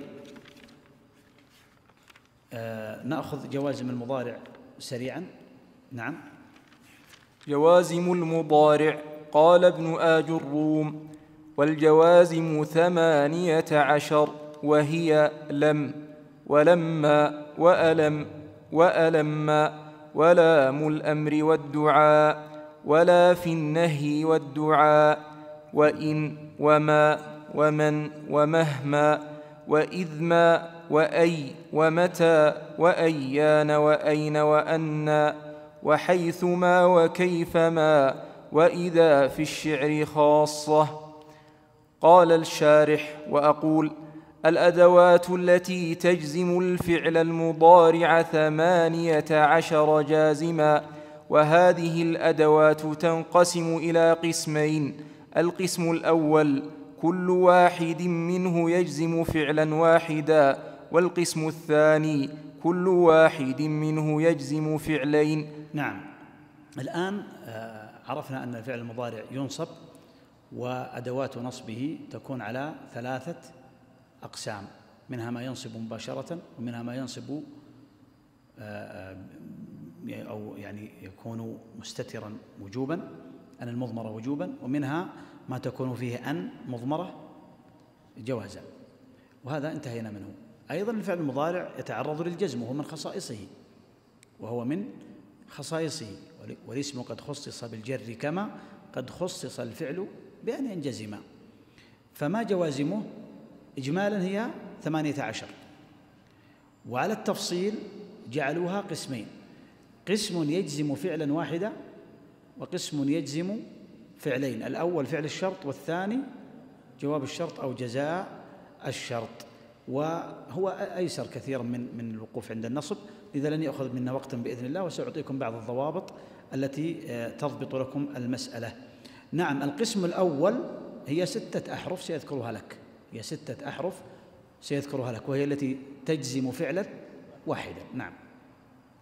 وأما القسم الأول فستة أحرف، وهي لم ولما وألم وألما، ولام الأمر والدعاء، ولا في النهي والدعاء، وكلها حروف بإجماع النحاة. نعم، تجد لم ولما وألم ولما، هذه لم وما يتفرع عنها 4، ولام الأمر ولام لام الأمر ولا، لام الأمر ولا، واللام غير الله كما تقدم تفسير ذلك. لا في النهي وفي الدعاء، لا الناهية ولا الدعائية. هذه كم؟ 6 تنصب فعلا تجزم فعلا واحدا، تجزم فعلا واحدا، وكلها حروف بإجماع النحاة، لأنه سيأتيك في الأسماء أن منها ما هو متفق على اسميته، ومنها ما هو مختلف فيه، يعني بعضهم جعله حرفا وبعضهم جعله اسما، وهذا يؤثر في الإعراب، يؤثر في الإعراب، أن تقول حرفا ولا تبحث له عن مكان، أو تقول اسم وتبحث له عن مكان، في محل رفع مبتدأ، في محل نصب مفعول به. هذا هو يعني سر الوقوف عند هذا التفريق. نعم. أما لم فحرف نفي وجزم وقلب، نحو قوله تعالى لم يكن الذين كفروا، وقوله سبحانه قل لم تؤمنوا. نعم، لم حرف نفي وجزم وقلب. قلنا في لن أنها دالة على الاستقبال في أدوات النصب. لم هي أيضا للنفي كما في لن، لكن هذه أداة جزم وقلب، يعني تقلب زمن المضارع الداخل عليه إلى المضي، مع أن المضارع يدل على الحال وعلى الاستقبال. لم هذه تقلبه إلى الماضي. لم أفعل في الماضي، لم أفعل. ومن الشواهد هنا قول الله سبحانه وتعالى لم يكن الذين كفروا. طيب، ما الشاهد؟ يكن فعل مضارع مجزوم بلم، وعلامة جزمه السكون. طيب، أصله يكون، لماذا لم نقل حذف حرف العلة؟ نعم، إنما نقول ماذا؟ نقول مجزوم بالسكون، والواو حذفت للتخلص من التقاء الساكنين. طيب، قل لم تؤمنوا، شوف التنويع في الأمثلة. تؤمنوا فعل مضارع مجزوم بلم، وعلامة جزمه ماذا؟ حذف النون، لأن الفعل المضارع ينصب ويجزم بحذف النون إذا كان من الأفعال الخمسة. نعم. وأما لما فحرف مثل لم في النفي والجزم والقلب، نحو قوله تعالى لما يذوقوا عذاب. نعم، لما قال هي مثل لم في النفي والجزم والقلب، لكن ما الفرق بينها وبين هذه لما؟ ما الفرق بينها وبين لم؟ نعم، لا، هو قال نفي وقلب، لكن أشهر الفروق فرقان.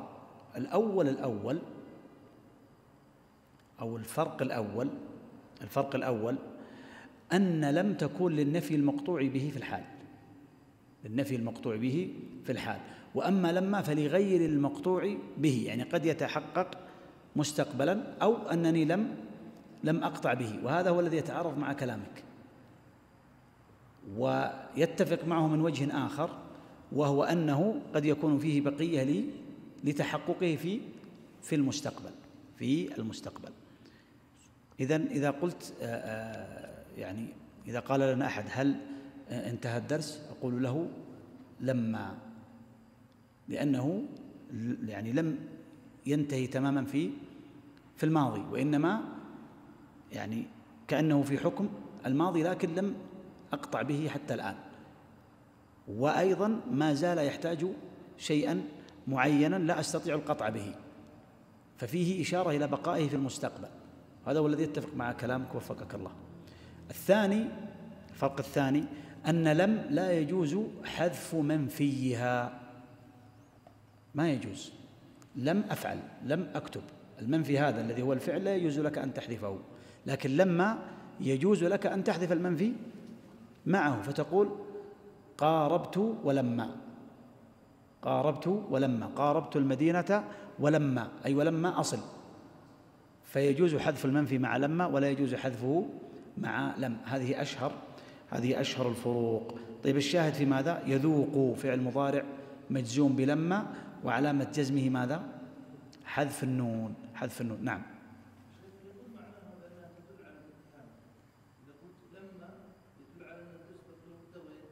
أي نعم، يعني بقي له بقية في المستقبل، هذا هو الذي أكدته قبل قليل، بقي له بقية في المستقبل، يعني لم ينقضي تماما. يعني هذا صحيح، هذا يتفق مع الكلام الذي قلته لك. نعم. وأما ألم فهو لم زيدت عليه همزة التقرير، نحو قوله تعالى ألم نشرح لك صدرك. يعني لذلك قلنا لم وما تفرع عنها دخلت عليها همزة التقرير. طيب هل لم هذه تجعلها النفي هنا يكون نفيا محضا؟ لا، إذا دخل عليه همزة الاستفهام كما تقدم هناك لا يكون نفيا محضا، لأنه ليس المراد منه النفي، وإنما المراد منه ماذا؟ التقرير، لكن لسر بلاغي يأتي النفي مع التقرير، ويكون المعنى قد شرحنا لك صدرك، ولذا الجواب يكون بماذا؟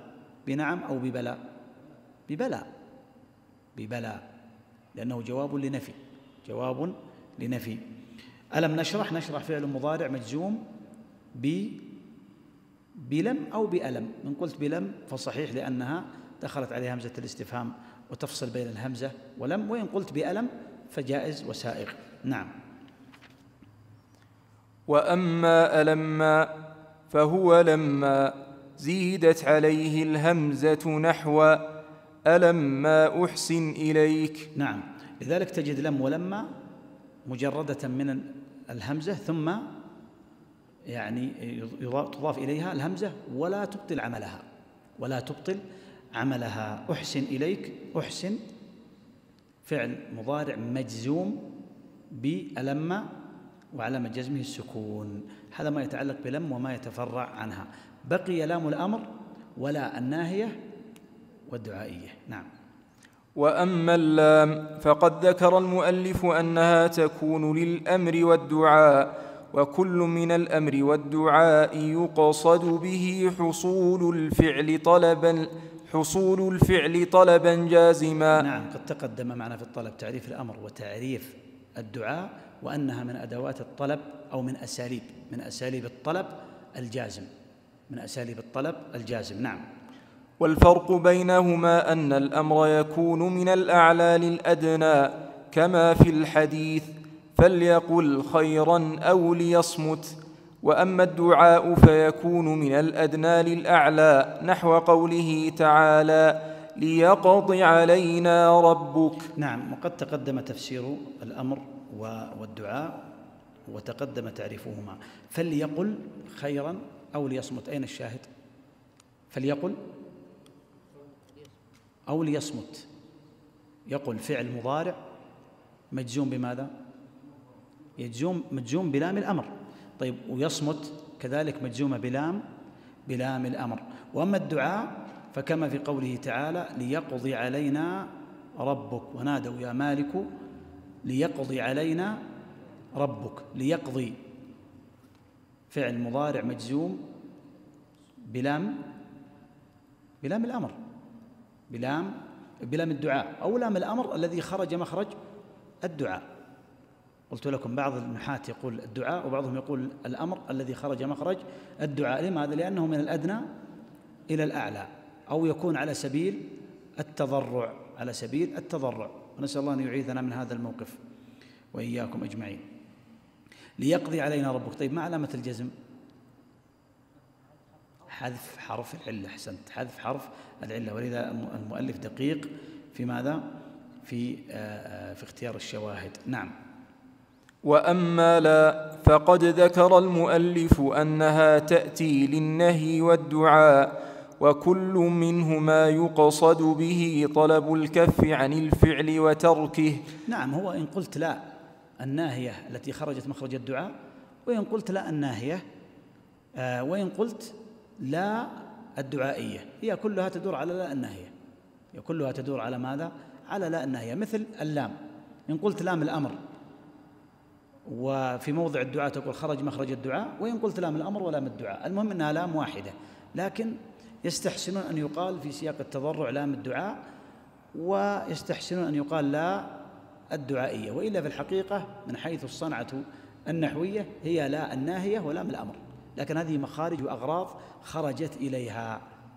كما تقول في مثلا في الأمر اهدنا، تقول خرج مخرج الدعاء ومعناه ثبتنا أو طلب الدوام، خرج مخرج الدعاء لأنه من الأدنى إلى الأعلى، فهو خروج للأمر عن صيغته. وإن قلت مباشرة فعل دعاء فلا إشكال. نعم. والفرق بينهما أن النهي يكون من الأعلى للأدنى، نحو لا تخف، ونحو لا تقولوا راعنا، ونحو لا تغلوا في دينكم. وأما الدعاء فيكون من الأدنى للأعلى، نحو ربنا لا تؤاخذنا، وقوله جل شأنه ولا تحمل علينا إصرا. نعم، هذه يعني لا التي للنهي وللدعاء، وإن قلت للنهي خرج مخرج الدعاء لا بأس. ومثل بقول الله سبحانه وتعالى لا تخف، تخف فعل مضارع مجزوم بلا الناهية وعلامة جزمه ماذا؟ السكون، وحذفت الواو للتخلص من التقاء الساكنين. لا تقولوا راعنا، تقول فعل مضارع مجزوم بلا الناهية وعلامة جزمه ماذا؟ حذف النون، أحسنتم. ونحو لا تغلوا في دينكم هو الإعراب ذاته. قال وأما الدعاء فكما في قول الله سبحانه وتعالى يعني في نداء العبد لربه ربنا لا تؤاخذنا، لا تؤاخذنا، فتؤاخذ فعل مضارع مجزوم بلا، إن قلت لا الناهية التي خرجت مخرج الدعاء فصواب، وإن قلت لا الدعائية فصواب أيضا، وعلامة جزمه السكون. ومثلها ولا تحمل علينا إصرا. طيب في قول هارون عليه السلام لموسى عليه السلام يا ابن أمة لا تأخذ بلحيتي ولا برأسي، لا هنا جازمة وطلبية، أحسنت، لكن هل نقول الذي يخرج من يعني من الطلب الذي يخرج منك لمن يساويك ماذا يسمى؟ يسمى التماس. فلو اضطردنا في أن تسمى لا الالتماسية واضطردنا في معاني لا، سيكون هنالك يعني تكثير بغير داعي، فهي كلها لا الناهية، لكن تخرج مخرج الدعاء إذا كانت من الأدنى إلى الأعلى، وتخرج مخرج الالتماس إذا كان لمن يساويك، وهذا أضبط وأيسر وأسهل وليس فيه محظور. لكن بعضهم يحمله التأدب أو خشية أن يقول أنها النهي توجه من العبد إلى ربه، وليس المقصود به النهي في ذاته، وإنما المقصود من حيث الصنعة النحوية لا أكثر ولا أقل، فلا يعارض هذا الأدب مع الله سبحانه وتعالى.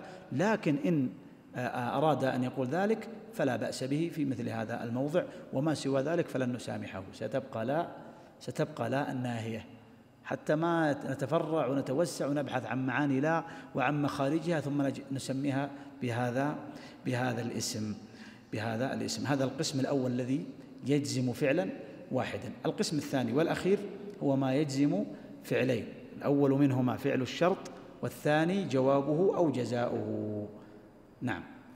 وأما القسم الثاني وهو ما يجزم فعلين، ويسمى أولهما فعل الشرط وثانيهما جواب الشرط وجزاءه، فهو على 4 أنواع: النوع الأول حرف باتفاق، والنوع الثاني اسم باتفاق، والنوع الثالث حرف على الأصح، والنوع الرابع اسم على الأصح. هذا هو القسم الثاني الذي يجزم فعلين، الأول يسمى فعل الشرط، والثاني جزاءه أو جوابه، وقد جعلها على 4 أقسام من حيث الإسمية وعدمها، أو من حيث الإسمية وعدمها، من حيث الإسمية وعدمها، ليس من حيث العمل.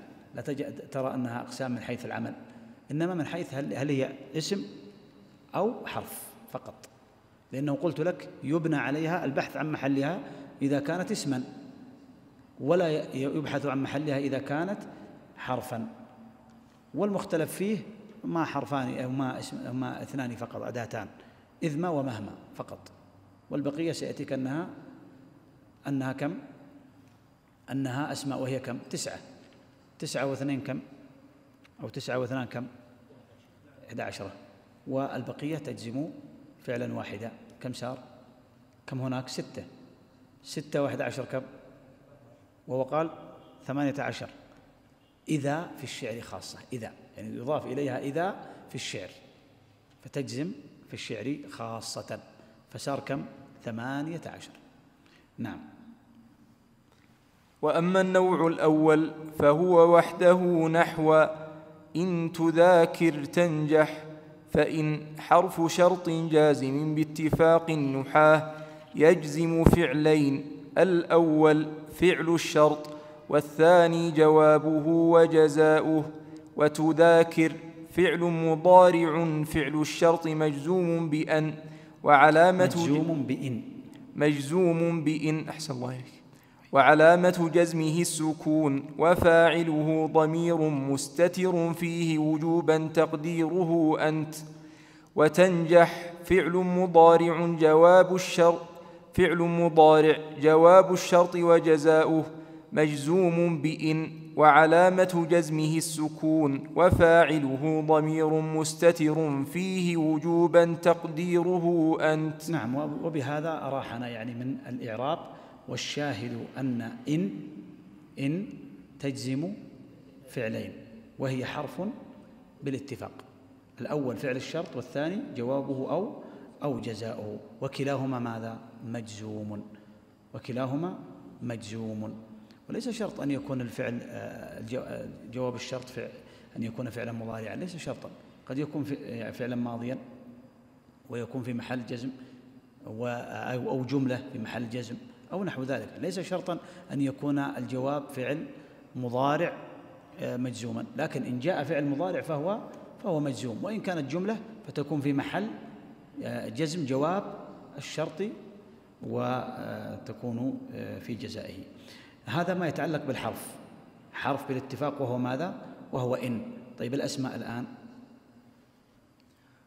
وأما النوع الثاني وهو المتفق على أنه اسم ف9 أسماء، وهي من وما وأي ومتى وأيان وأين وأن وحيثما وكيفما.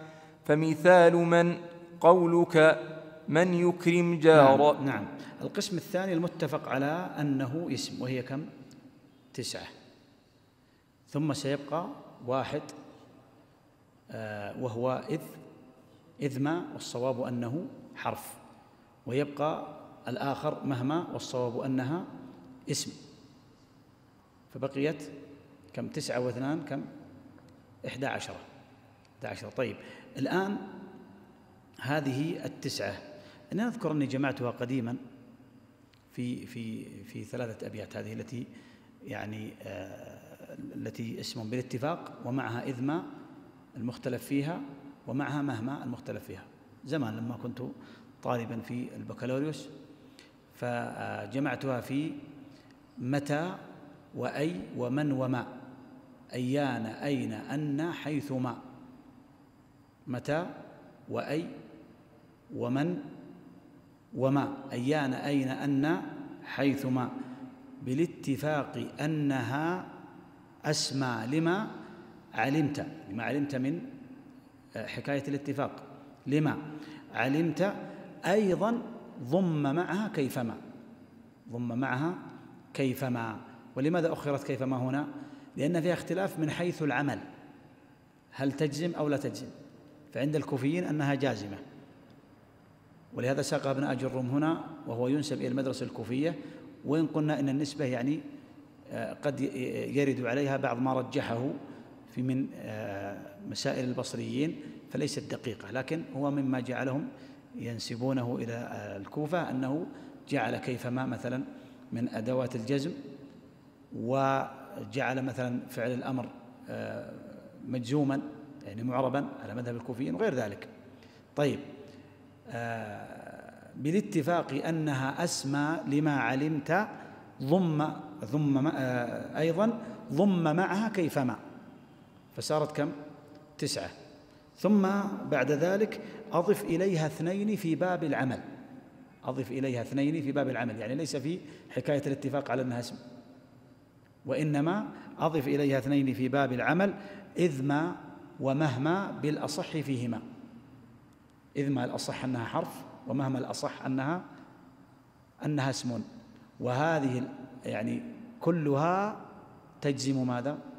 تجزم فعلين، تجزم فعلين، المتفق على أنها اسم وهي 9، ومعها ماذا؟ ومعها إذ ما، ومعها كيفما، بالإضافة إلى المتفق عليه أنه حرف وهو إن. لكن الكلام في الأسماء وما اختلف فيه هل يكون اسما أو لا يكون. بهذا إن شاء الله الأمور واضحة، هذا يعني الاختصار. نعم.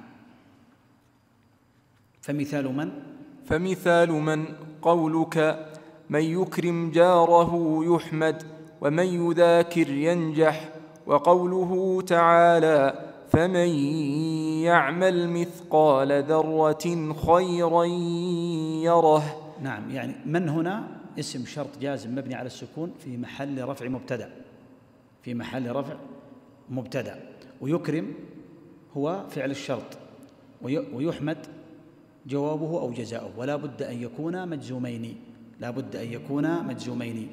ومثل ذلك من يذاكر ينجح، ومثل قول الله سبحانه وتعالى فمن يعمل مثقال ذرة خيرا يره، الجواب يره، الجواب يره يعني يراه، فهو مجزوم على جزمه حذف ماذا؟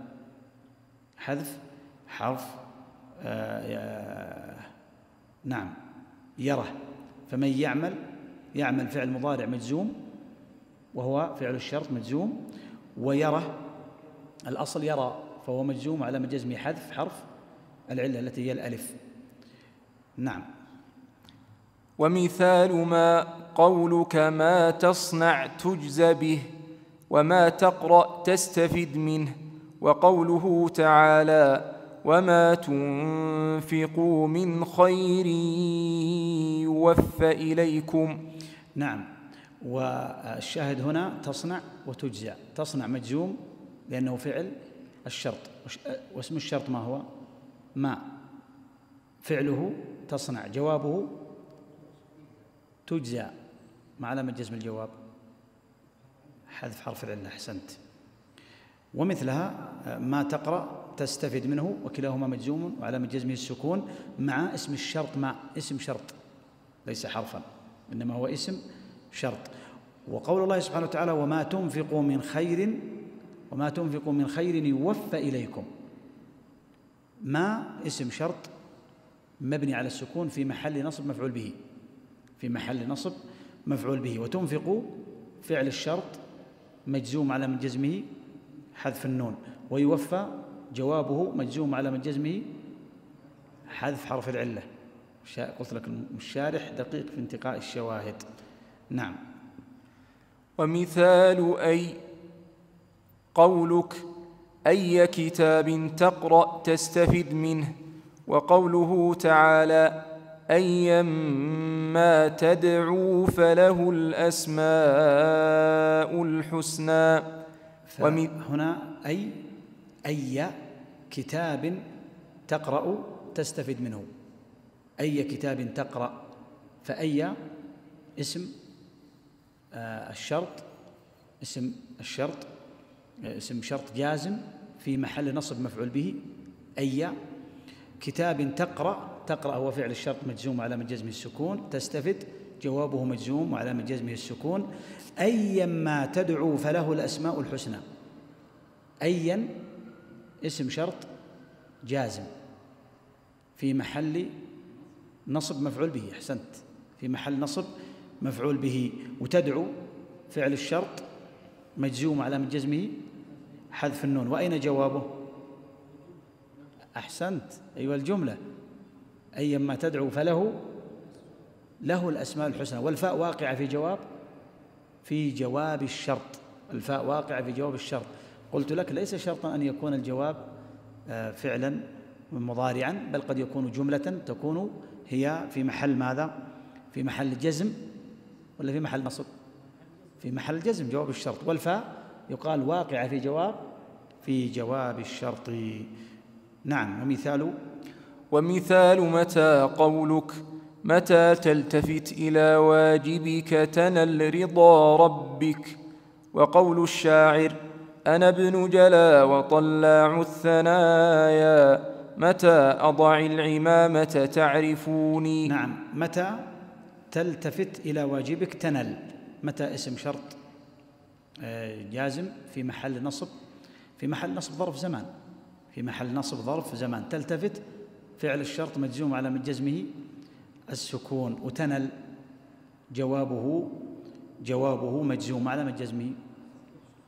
كيف عرفت؟ تنل مواصلة تنال،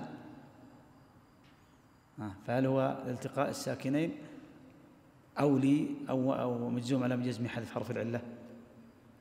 طيب. وقول الشاعر: أنا ابن جلا، هذا الشاعر هو سحيم بن وثيل. تجد قصيدته أول قصيدة في الأصمعيات، لما تحداه بعض الشباب قالوا: هذا تجاوز 40 فسنصرعه ونستطيع أن نتغلب عليه. فقال: أنا ابن جلا وطلاع، وفي بعض الضبط وطلاعي معطوف على جلا.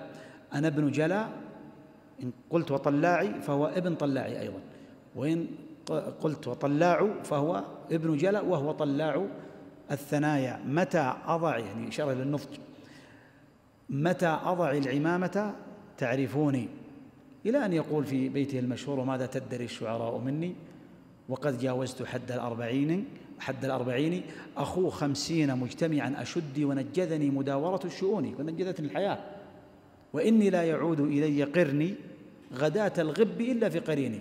الغب الذي هو ورود العد والماء، فغالبا يتلهون بالمصارعة حتى يأتي دورهم، فيقول: إنني إذا غلبت شخصا لم يأتني في اليوم الآخر إلا ومعه قرين حتى يستطيع أن يصرعني به، لا يستطيع هو لوحده. وهي من أجمل القصائد وأروعها ومن عيون الشعر العربي. وأنا أوصي بقراءة المفضليات والأصمعيات، خذهما بتحقيق الشيخ أحمد شاكر وابن خالته عبد السلام هارون، وستجد فيها في هذين الديوانين من عيون الشعر العربي ما يمتعك ويؤنسك وما يثري لغتك وما يقوم عبارتك، فيه من المعاني النفيسة. فهو قال هنا: أنا ابن جلا وطلاع الثنايا، متى أضع العمامة تعرفوني. فمتى اسم شرط في محل نصب، بقوله تعرفوني. طيب. أضعي اسم الشرط مجزوم على جزمه أضع السكون، لكن تحركت لالتقاء الساكنين، تخلص من التقاء الساكنين. طيب. وتعرفوني مجزوم على جزمه، أيوة، حذف النون. طيب. والنون هذه الموجودة، أحسنت، لتقي الفعل من الكسر. أحسنت. نعم. ومثال أيان قولك: أيان تلقني أكرمك. وقول الشاعر: فأيان ما تعدل به الريح تنزلي. نعم. أيان اسم شرط جازم في محل نصب ظرف مكان مفعول فيه. تلقني فعل مضارع مجزوم وهو اسم الشرط، وجوابه ماذا؟ أو هو فعل الشرط، وجوابه ماذا؟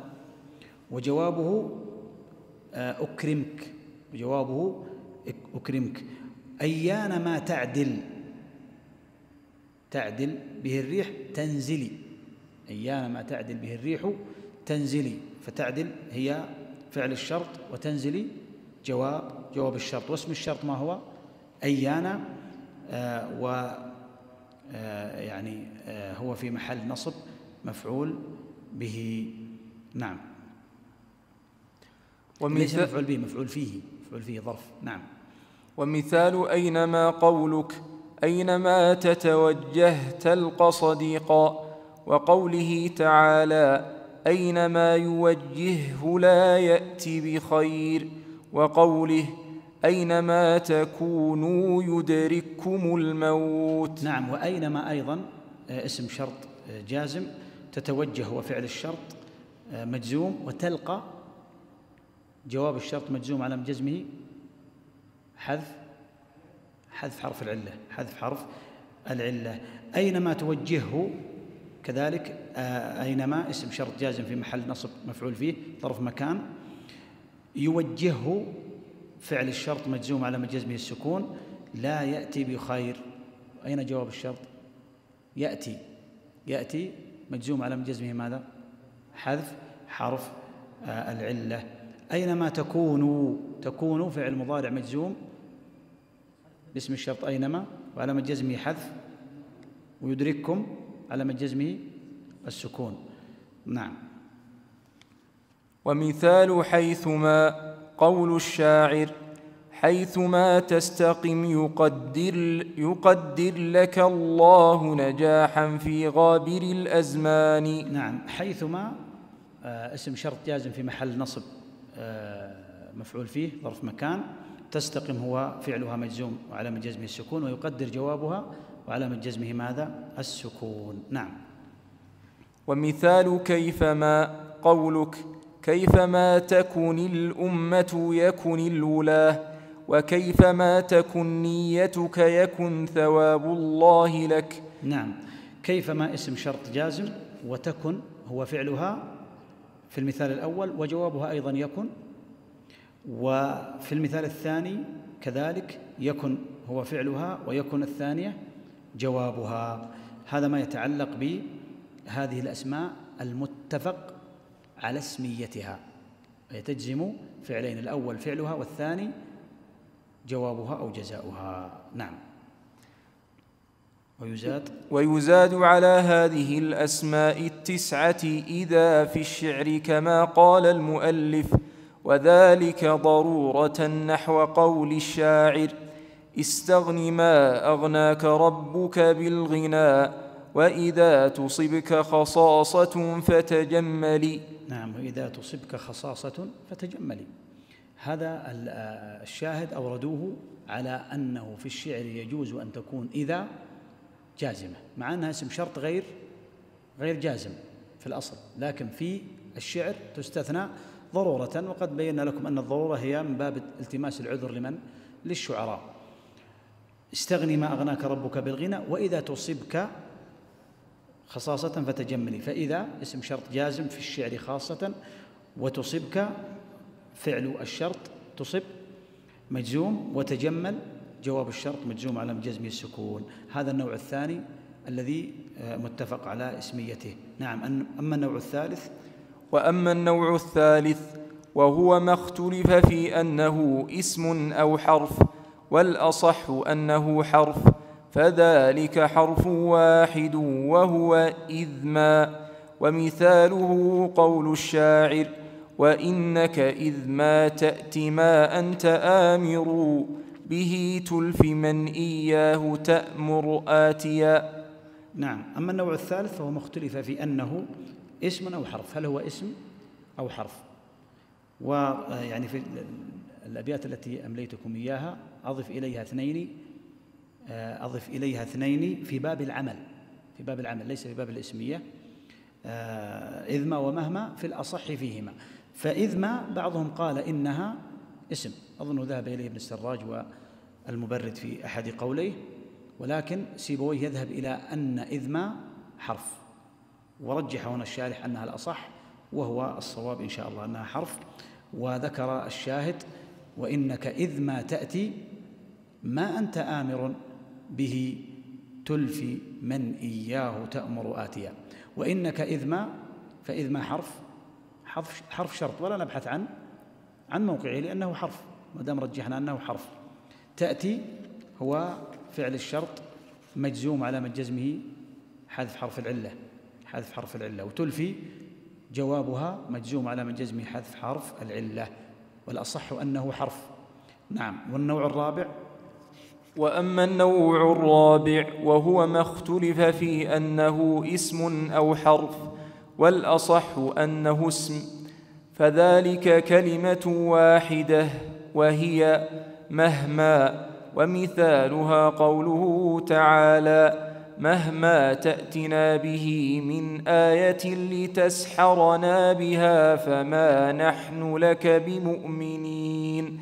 وقول الشاعر: وإنك مهما تعطي بطنك سؤله وفرجك نالا منتهى الذم أجمعا. نعم، هذا هو النوع الرابع والأخير مما يجزم فعلين، وهو ما اختلف أهو حرف أو اسم، والصواب أنه اسم، خلافا لحطاب السهيلي وابن يسعون وغيره. وقد يعني تكلم عن هذا أبو حيان في اكتشاف الضرب، ويعني غيره من النحاة.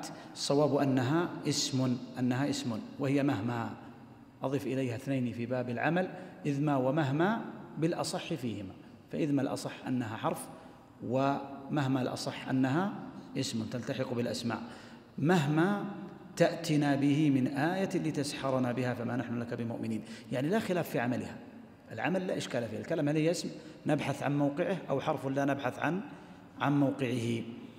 مهما تأتنا به، مهما اسم شرط جازم في محل رفع مبتدأ، وتأتنا فعل الشرط مجزوم على من جزمه حذف حرف العلة. وجوابه، أين جوابه؟ فما نحن لك بمؤمنين، الفاء واقع في جواب الشرط، والجملة الاسمية في محل جزم جواب ماذا؟ جواب الشرط. طيب، ولتسحرنا هنا ما إعرابها؟ نذكركم بمضارع المنصوب. نعم، بأن مضمرة جوازا أو وجوبا؟ أحسنت، جوازا بعد لام كي، أو بعد لام التعليل، فيكون بأن المضمرة جوازا، هذا للتذكير فقط. ثم نعود إلى جواب الشرط: ما نحن لك بمؤمنين. قول الشاعر: وإنك مهما تعطي بطنك سؤله وفرجك نال منتهى الذم أجمعا. إذا سمحت لنفسك ولشهواتك بالوقوع في كل شيء فقد جمع البعيد كل شر وكل بلاء، نسأل الله العافية. وإنك مهما تعطي، مهما اسم شرط جازم، وتعطي اسم على الأصح، وتعطي فعل الشرط مجزوم على من جزمه حذف حرف العلة. وجوابه نال، ونال جملة فعلية واسمية؟ جملة فعلية. لذلك المصنف قلت لك الشارح دقيق، الشيخ محمد محي الدين طاك يعني كل هذه المسائل بالشواهد. فالأول كان جملة اسمية في محل جزم جواب الشرط، والآن نال منتهى الذم أجمع في محل جزم جواب الشرط، لكن جملة ماذا؟ جملة فعلية. هذا ما يتعلق بالفعل المضارع في نصبه وجزمه. وبهذا انتهينا من هذا القسم، وبقي عندنا القسم الأخير وهو المرفوعات والمنصوبات والمخفوضات وما يدخل فيها من مسائل النحو. نكملها بإذن الله سبحانه وتعالى في اللقاءات المقبلة.